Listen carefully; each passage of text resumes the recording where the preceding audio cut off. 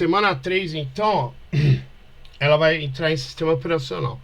Então, até então deu para entender um pouco aqui a disciplina. Ela não foi atirando para todo lado, né? Ela entrou com a arquitetura do computador, falou um pouco da história, de como surgiu, depois falou como que é os componentes internos da máquina, falou um pouco de rede, falou do cache, e agora, semana 3, ela vai falar de sistema operacional, gerenciamento de memória e memória virtual. Até aqui tá ótimo. Bom, sistema operacional ele tem essa função de fornecer aos programas dos usuários uma interface com hardware mais simples. Hoje é assim, galera. Nem sempre foi, né?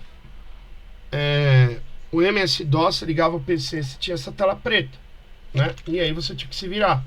O CD barra invertida, você troca de diretório. Foi pro meu raiz, na verdade, né? Comando dir era para listar os arquivos que eu tenho. MD teste é para criar pasta. dir. Aí eu criei uma pasta chamada teste. CD teste para entrar dentro da pasta teste. Então, isso aqui, dentro da minha pasta não tem arquivo nenhum. Isso aqui foi os primórdios, era MS-DOS, ligava o PC, punha disquete de DOS, abria o PC com essa tela preta, né? E aí você tinha que acessar os arquivos, executáveis e tal, tudo através desses comandos. Acho que é rm test, se não me engano. rd test. Até para acertar a hora e a data era assim. A data e a hora era agora eu não lembro. Acho que é time. Olha lá. C2 ponto barra invertida, era em inglês. Você digitar time, você coloca, ó, time, hora atual, 22 horas e 20 minutos, ó. Você pode alterar a data. E time. Aliás, no XT o computador não tinha uma bateria lá, né? Porque depois eles resolveram colocar isso na placa-mãe. Então, a gente já colocava essa primeira instrução, ligou o computador, coloca a hora e a data atual. Isso eu lembro, isso eu fazia assim. Perdi a hora e a data. É uma coisa louca. Bom, então, o DOS, acabei de mostrar pra vocês que era muito mais difícil, você tem que saber os comandos, né? Hoje você cria a pasta clicando. O Windows virou um sistema operacional, né? A partir de quando? 1995, né? Falando um pouco de história. Antes era o Windows 3.1, 3.11, que era o workgroup que a gente fazia para a rede. Esses Windows você tinha que acessar pelo DOS. Você abria o DOS, tela preta, e digitava o Win, W-I-N de navio. Dava o Enter aí sem abrir o Windows, né? Até então, o Windows era um programa que funcionava dentro do sistema operacional. Em 1995, a Microsoft começou a fazer o Windows 95 como sistema operacional. Se ligava o PC, já entrava ele. Bom, eles gerenciam o recurso computador e atua como interface. É meio repetitivo aí as informações que ela colocou, mas beleza. Então aqui ela coloca 2 diagramas de bloco, ó, que são sistema operacional, a linguagem de máquina, microarquitetura de dispositivo físico, hardware. Então sistema operacional que conversa com esses caras. Aí você tem os programas do sistema que roda dentro do sistema operacional. São os editores, interpretador, compilador, né? E os programas de aplicação que roda mais para cima ainda, que é o visualizador web, reserva de passagem aérea, enfim, outras coisas aí, né? E a arquitetura do conjunto de instrução está aqui, né? Fica dentro do sistema operacional. O hardware de execução tradução de memória, memória principal, dispositivo, tudo é hardware. Programas aplicativos, biblioteca e utilitário são software, né? Isso é um tipo de pergunta que, se cair, a gente tem que acertar, né? O que é hardware e software, né? Isso é primordial. Ele atua também nos recursos de sistema e ele faz escalonamento de processo e gerenciamento de memória. No escalonamento de processo, ele vai ter esse escalonamento aqui, ó. De longo prazo, a decisão vai acrescentar um conjunto de processos a ser executado. Médio prazo, acrescentar um número de processos que estão em parcial ou totalmente na memória principal. curto prazo, decisão sobre qual processo disponível será executado pelo processador, e o escalonamento de entrada e saída. A decisão de qual solicitação de IES pendente no processo será tratada por um dispositivo de IES disponível, né, de entrada e saída disponível. Às vezes você manda imprimir alguma coisa, antigamente você mandava, ele demorava, né? Ficava processando até encontrar o dispositivo de entrada e saída e mandar para a impressora lá imprimir, né? As técnicas de escalonamento aí cruzam um pouco com a outra disciplina, que é o first in, first out, que é o primeiro a chegar, o primeiro a sair. Esse segundo aqui é o menor trabalho primeiro. Então, se chegar um processamento que é rápido, ele já faz primeiro. Esse round robin a gente viu também que ele fazia de pouquinho em pouquinho, né? Pegava o que você requisitou e ele rodava um pouquinho de cada vez, né? Então ele dividia essa tarefa. Rodava um pouquinho, daqui a pouco rodava um pouquinho, rodava mais um pouquinho ainda. Múltiplas filas. A loteria, que ele escolhe qualquer um mesmo. Fair Cherry, que eu nunca ouvi falar, ela colocou lá de exemplo, e etc, né? Então, mas os mais utilizados é esses aqui, né? A gente até estudou esse round robin aí. Bom, ele também vai atuar no gerenciamento de memória. Então, quem faz gerenciamento? O sistema operacional gerencia, né, a memória e inclui a memória virtual, que é onde eu queria chegar. O que faz? Usa a técnica para tornar a memória mais eficiente na monoprogramação e multiprogramação. Isso é novo, né? Multiprogramação e monoprogramação. E por que ele faz isso? A busca do ideal para memória grande, rápida, não volátil, de baixo custo, né? Bom, aqui ela coloca a hierarquia das memórias, né? Então, os registradores, o tempo de acesso é 0,25 nanosegundos. A cache já vai para 1 nanosegundo. A principal já é 50 nanosegundos. Memória em massa, disco magnético, 5 milissegundos. Fita magnética em segundos já, né? E aqui as capacidades que tinha, né? E o custo por megabyte que você tem, a velocidade. A memória virtual é o que? Uma técnica que resulta em tempo de acesso à memória de disco. É uma espécie de cache com níveis para se relacionar com a memória principal. É que funciona assim, pessoal. Ele cria os programas que você carrega, que hoje a memória já estamos em 16 GB, 32 GB, 64 GB, né? Por isso que às vezes me perguntam isso, né? Falar, para o computador ser rápido, basta ter um CPU rápido.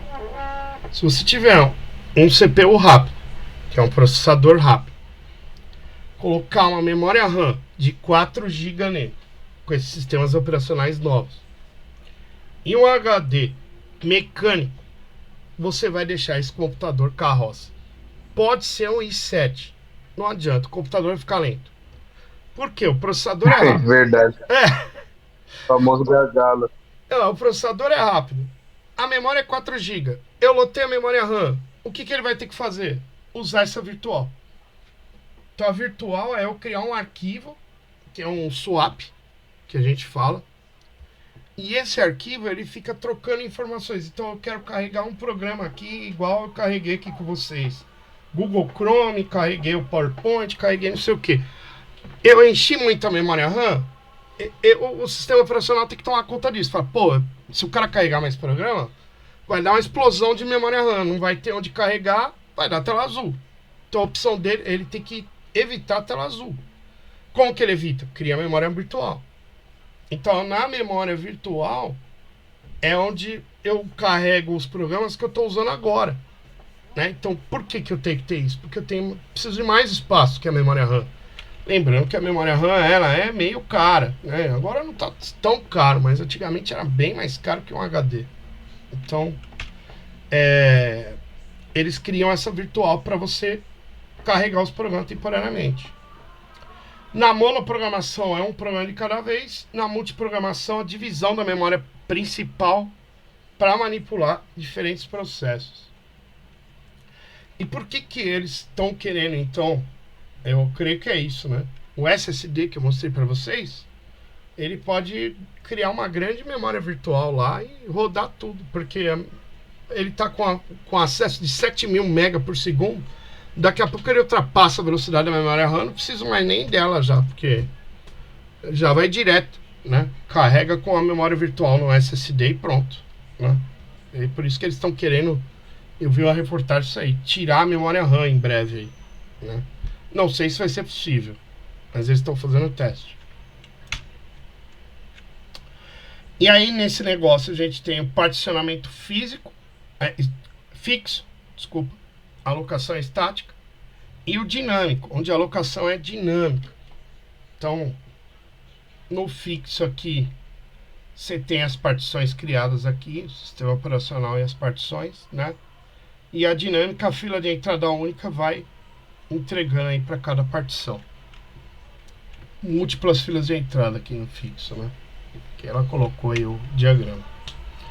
Além disso, tem essa memória, unidade de memória de gerenciamento, faz a tradução do endereço lógico virtual ou lógico utilizado pelo programa em físico, né? Temos também esse outro tipo aí, nem sabia que existia esse daí. Na hora que eu li, eu fiquei até impressionado, que tinha dentro do hardware um negócio desse. Quais são as vantagens da memória virtual? Espaço virtual pode ser maior do que o físico, lógico, você está usando um HD. Por isso que fica lento, igual eu falei para vocês, se for um HD mecânico, né? Ah, se for SSD, vai ficar melhor. Porém, ainda não vai ficar o ideal. O ideal era que você colocasse 8 GB de memória RAM para ele ter um espaço legal de memória RAM e trabalhar tudo sem gargalo, igual o Rafael falou aí. Não fica, né, esperando. O processador executa, tem que ficar esperando ler lá no disco. É um excelente suporte para coexistência de vários programas, que eu acabei de falar. Você abre vários programas, ele cria essa memória de paginação que a gente fala, esse swap. Compartilhamento de memória física ou periféricos entre processos, mesmo em endereços virtuais existentes, diferentes. Então ele compartilha a memória. A tradução das faixas de endereços virtuais nos vários processos para uma mesma faixa de endereço físico. Aí ele tem dois tipos: a paginação, que vai quebrar o tamanho do processo de página de tamanho fixo de 4 KB, e o endereço virtual dividido em páginas virtuais. Eu lembro, só tinha a paginação, aí eles criaram esse outro. A segmentação, que quebra em blocos de vários tamanhos, de tamanhos variados, divididos em tipos de texto, dado. Então o lado do disco você vai chamar de páginas, né? E o lado da RAM de frames. Só mudou o nome, né? Então, de um lado é página, do outro lado é frames, porque um vai conversar com o outro. O endereço virtual é composto por bit de validade, que indica se a página virtual correspondente está carregada na física, número de página virtual vindo da tabela de páginas, em geral 20 bits, deslocamento e 12 bits menos significativo. Aqui começou a complicar um pouco, vou ver se eu consigo esclarecer um pouco. O endereço físico é composto por número da página física e deslocamento. Deixa eu ver se eu coloquei. Tomara que tenha posto aqui, vou ver daqui a pouco. As buscas é sequencial e binária, que a gente já viu lá em estrutura de dados que elas são lentas, né? E que o ideal era ter uma tabela de página com índice, para onde eu acho a informação. Porém, isso daí ocupa espaço também. Tem que ver todo esse lado. Fragmentação é o que eu falei para vocês. Os dados ficam dispersos na memória, sobra espaço interno, né? E a segmentação permite lidar com blocos variáveis e segmentos. A vantagem é adaptar o tamanho do segmento que o programa precisa. Isso a gente dá para fazer um paralelo com a estrutura de dados, né? Que ele começa a falar lá que a busca sequencial ela é lenta. A binária, quando ele fez lá nas árvores, depois eu vou, semana que vem eu termino a estrutura, porque senão ficaria muito pesado hoje. Então na árvore teria que ficar buscando de um lado para o outro, igual ele explicou lá, né? E o ideal é você ter um índice mesmo, né? Ter como se fosse um dicionário. Falar, ó. Porque, mais ou menos, eu não sei se eu pus. Acho que eu não coloquei. Mais ou menos, esse endereço virtual. Vamos ver se eu consigo escrever aqui. Eu carregar um programa aqui, ó. De, sei lá, 5 GB. Então o que eu faço?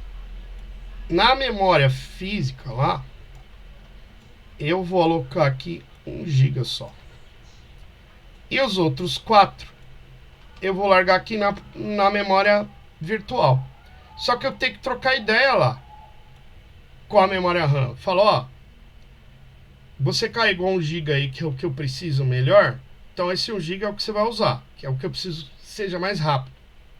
Só que dentro desse 1 GB eu preciso da outra parte que ficou aqui no HD. Então ele fala, ó, agora eu não preciso mais dessa partezinha aqui de cima. Tira essa parte, devolve para aí e me empresta essa outra partezinha e entrega aqui. Então é mais ou menos isso, ele fica trocando. É um arquivo de troca. Então fica uma parte do programa lá na memória RAM e outra no HD, no outro arquivo separado ou partição, e eles ficam trocando informações. E aí eles ficam nesse lado aí. Ah, Anderson, por que não carrega os 5 GB? Se eu tiver, por exemplo, uma memória RAM de 4 GB, já não dá para carregar. Né? Você tem que, lembrando que a memória RAM também fica com parte do sistema operacional rodando.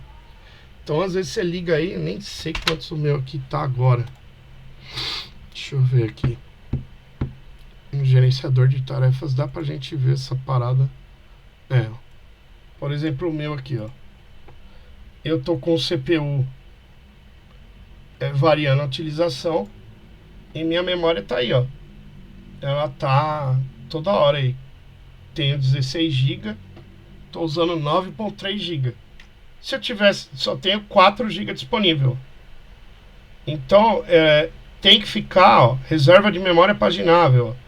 Ele tem que ficar trocando ideia, né, entre um e outro. Provavelmente eu tenho um monte de programa carregado dentro do meu disco, né, do meu SSD. E parte na memória RAM. Se eu carregar tudo na memória RAM, dá estouro de pilha, que a gente fala. Estouro de pilha, eu carreguei tudo que podia na memória RAM. E aí vai dar tela azul, ele vai ter que reiniciar o computador para ele esvaziar a memória RAM. Aí ele reinicia sozinho, esvazia a memória RAM e começa tudo de novo. Então, isso é memória virtual. Esse espaço virtual é isso daí, né? Em poucas palavras, é assim que ele funciona, né? E o ideal é você ter um índice, também vai ocupar, né, espaço. Que é para quê? Para eu falar onde começa e onde termina aquele programa, né? Que eu dei o exemplo de um programa de 5 GB. Eu posso carregar vários. Eu tô falando com vocês, eu tenho PowerPoint, eu sei lá quantos mega tem. Tenho Teams carregado, tenho meu... Agora eu abri o Edge, que o Rafael pediu aí, tá aberto também aqui, ó, tá, sei lá. Tá aí com o negócio do sisteminha aí que ele falou. Tá o Chrome meu aberto, tem um monte aberto. Então ele vai pegando cada um pouco da memória lá, né? Aí quanto mais memória RAM, mais programa você pode abrir também.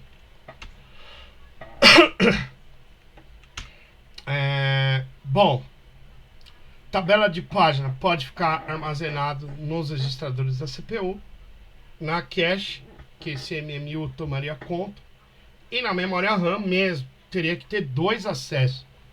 Um para ler essa tabela de página, que é onde que está a informação no disco rígido, e o outro para carregar o programa de volta para a RAM. Então fica meio ruim, né, essa parte aí de carregar na RAM. Mas pode ficar armazenado num desses 3 lugares. TLB é um tipo de memória que faz uma espécie de cache da tabela de páginas. Então é Translations Look Side Buffer aí. Então o início. Cadê meu computador laser? O início, a CPU verifica esse TLB, entra na tabela de páginas, né? Se sim, a CPU gera um endereço físico. Se não, ela acessa a tabela de página, página na memória principal, atualiza essa TLB. Se não tem, só instrui a CPU ler a página do disco. A CPU ativa o hardware de entrada e saída, página transferida do disco para a memória principal. Memória cheia? Sim. Realiza a substituição de página. Não.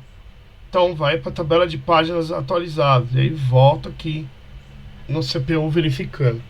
Então isso aqui é um diagrama aí, que é o que é esse TLB, que é para você ver onde que está usando a memória virtual. Mas básico é o que eu expliquei aqui no gráfico.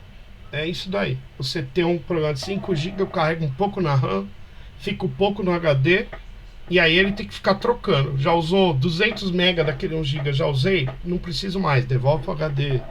E pega mais 200 que ele vai precisar que seja usado com frequência, né? Em resumo, então, quando o processo é criado, o sistema operacional cria páginas virtuais que ele necessita em um espaço próprio, designado swap file. Quando essas páginas é referenciado pelo respectivo processo, é carregado na principal. Se tiver que sair da memória, volta para esse espaço. A menos que eu feche o programa, né? Fechou o programa e vai embora, né? Esse arquivo de swap. Isso é troca de contexto, swap da página entre a principal e o disco. Eu acho que é isso, pessoal, da semana 3.